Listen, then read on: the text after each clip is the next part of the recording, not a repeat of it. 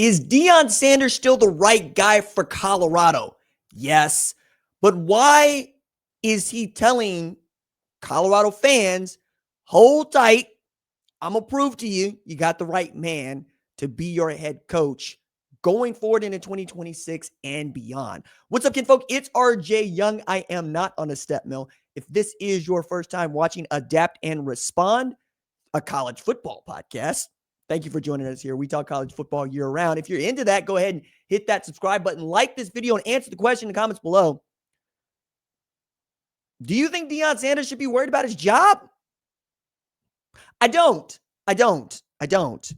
But I also recognize that Colorado has been bad this season, and it has been a tremendous drop-off from last season where they won 9 games, and they went 7-2 in the conference, tied for first place in the Big 12, lose on tiebreakers playing the Big 12 championship game.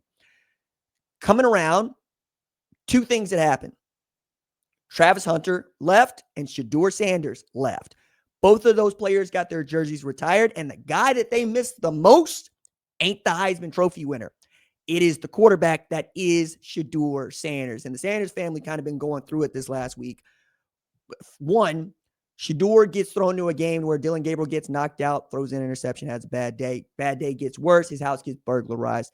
His daddy was at a coaching clinic and missed watching his kid make his first appearance, debut in an NFL regular season game. Sucked. Then you come around out. I don't think this was blindsided news to him, but still news that he needs to address.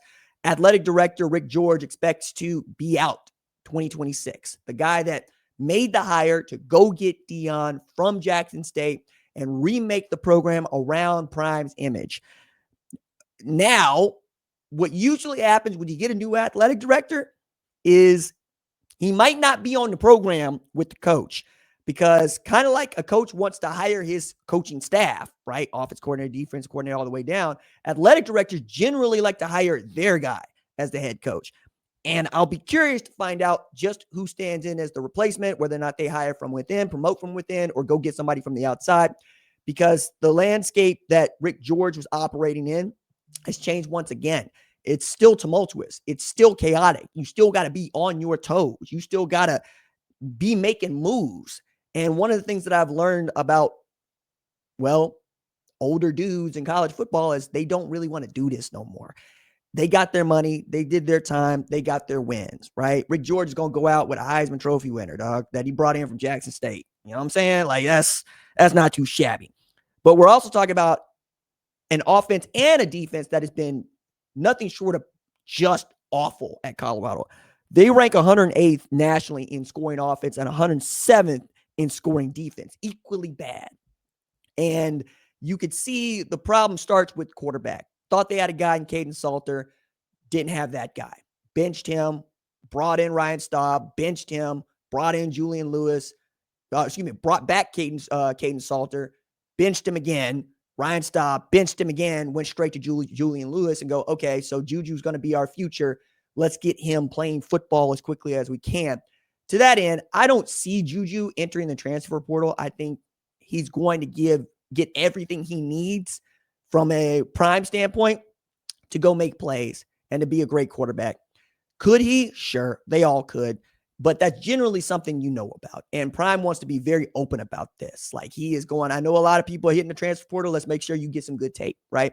I think that's the best way to go about these things. You have to recruit players like you would recruit people you really want to work for you, which means you got to make it habitable both for them to leave and for them to really, really want to say nice things about you on the way out, because kids are going to transfer in from these other places as well. Like, I'm fascinated by that idea that you want them to have a good place. Like, Mike Brown was actually the first person to make that statement broad. And I always thought that was clever.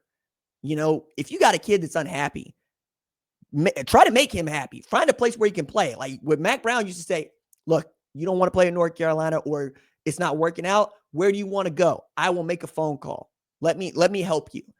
And that way you get to keep that kid for life, right? Like, it's a small world after all, is what we always say. You're going to run into people. They're going to remember how you treat them. Prime's doing that.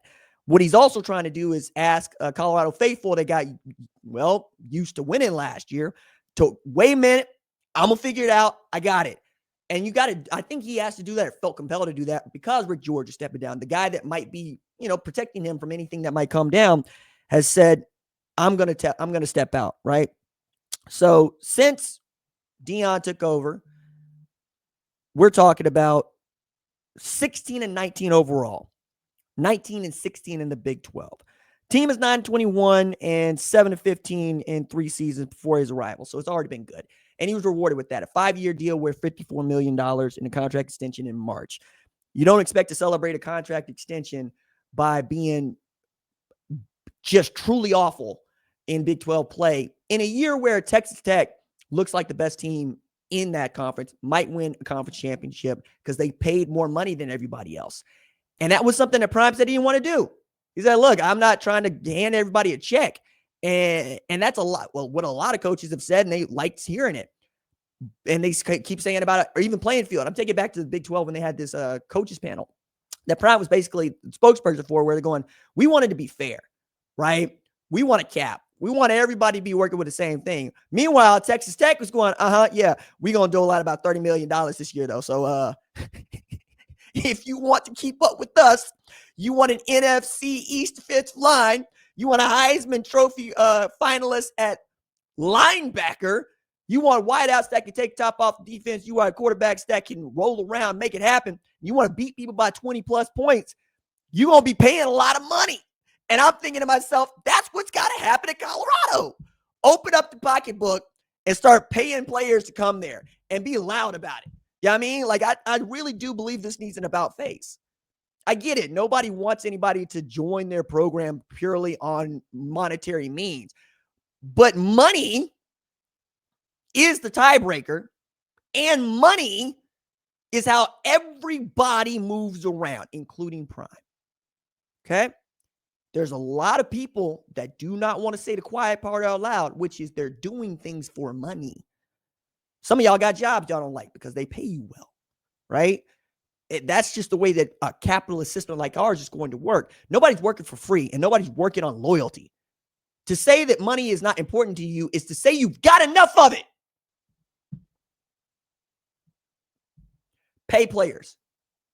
Pay them as much as you need to win football games. Because Lord knows if they don't perform, you're going to be the first person telling them that hit the transfer portal.